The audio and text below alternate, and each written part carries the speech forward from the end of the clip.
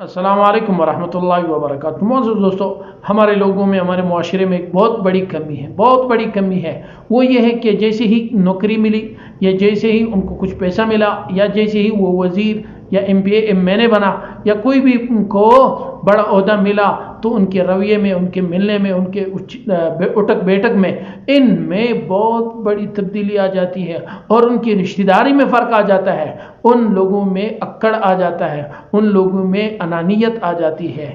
تو ایسا نہیں ہونی چاہیے۔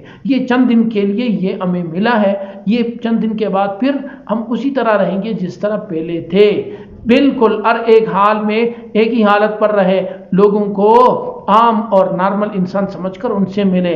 لیکن یہ سبق ہم کہاں سے سیکھ چکے ہیں؟ دیکھیں، قرآن پاک ہمارے لیے مشعل راہ ہے، ہماری زندگی گزارنے کے لیے بہترین نمونہ ہے۔ یہ آپ صلی اللہ علیہ وسلم کی زندگی بھی ہمارے لیے بہترین نمونہ ہے۔ دیکھو سورہ یوسف میں حضرت یوسف علیہ السلام سے جب جیل میں دو لوگوں نے اپنے خواب کی تعبیر پوچھی، تو انہوں نے آخر میں کہا تھا کہ نبئنا بتأویل، خواب کی تعبیر ہمیں بتا دے، انا نراک من المحسنین، ہم آپ کو بہت اچھا انسان سمجھتے ہیں، احسان کرنے والوں میں سے ہم آپ کو سمجھتے ہیں۔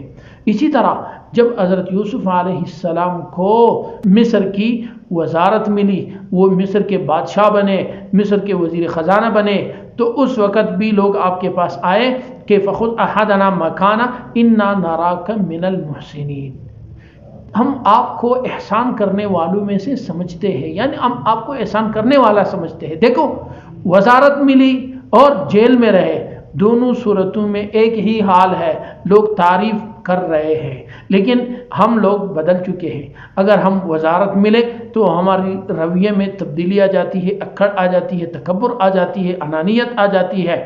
لیکن اگر وہ وزارت ہمیں نہ ملی ہو تو اس وقت بالکل کچھ نہیں ہوتا، ہم سیدھے سادھے لوگوں سے ملتے ہیں، اور لوگوں کے ساتھ دوستیاں، سلام دعا، آنا جانا، یہ بالکل ہم نبھاتے ہیں۔ لیکن جیسے ہی وزارت ملی، ہمارے رویے تبدیل ہو گئے، جیسے ہی ہم وہ پرانے انسان ہی نہ رہے جس طرح کہ ہم وزارت سے یا نوکری سے یا پیسے ملنے سے پہلے تھے۔